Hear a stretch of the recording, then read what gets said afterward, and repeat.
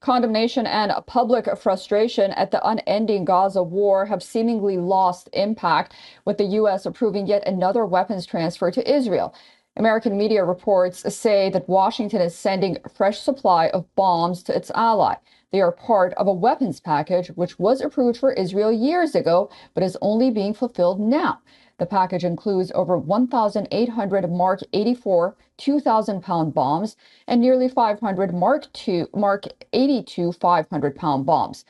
The Mk-82 and Mk-84 by default belong to the dumb bomb category, but can be swiftly converted into precision-guided weapons with a guidance kit.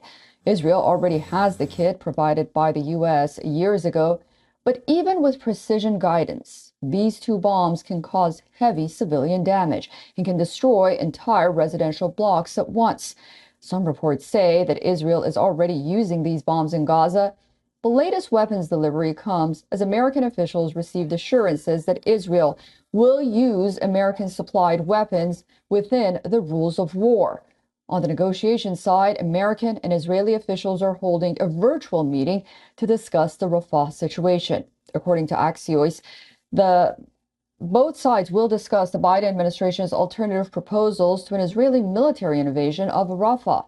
White House National Security Advisor Jake Sullivan is expected to lead the U.S. side at that meeting. The U.S. team includes representatives from the Pentagon, State Department, and the U.S. intelligence agencies. Ron Bremer and Netanyahu's national security advisor will lead the talks from the Israeli side, with senior defense and intelligence officials participating. These talks were supposed to take place last week in Washington, but were abruptly called off by the Israeli side after U.S. supported and abstained from a UN resolution calling for an immediate ceasefire in Gaza. All right, for more on this, we are being joined by retired Lieutenant Colonel Daniel L. Davis from Sterling, Virginia. He is a military expert and host of Daniel Davis Deep Dive on YouTube. Thank you so much for joining us on WION. Lieutenant Colonel, what role can the U.S. play in hostage negotiations with Hamas while also addressing Israel's security concerns? You know, it really appears that virtually none. We're doing it. We're still trying. We're sending diplomats to Qatar to try to take place in those negotiations. Have for well over 5 months now. And of course, we still, as you reported just a second ago, continue to provide large-scale military equipment, ammunition, bombs, those kinds of things, items that are needed to continue the operation. So as long as we continue doing that and there doesn't appear to be any strings, i.e., Israel is free to operate how they want to in the Strip, then I think that our influence is going to continue to be close to nil. I mean, we just got to be honest about it.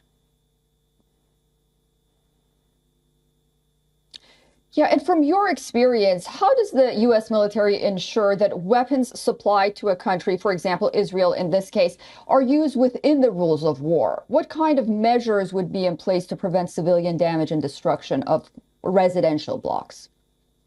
Well, in theory, or at least in practice, the way it's supposed to work is that we have people on the ground there, that when we provide these weapons, we also are monitoring where they're used, what they're targeting, what the battle damage assessment is, what the intelligence associated with that was, and then an observation on the ground of what eventually happened. That's the way the system is supposed to work. That's the way it's required, so that the United States remains in concurrence with international law, with the laws of land warfare, which we teach our own forces and hold them accountable for it.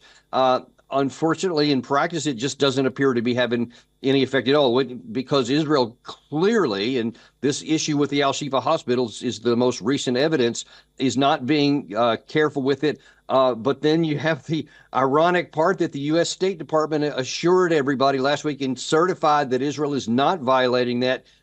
And I guess you're just asked that what your eyes see, you don't actually see, because I can't understand how the reality on the ground and the statements out of the State Department match.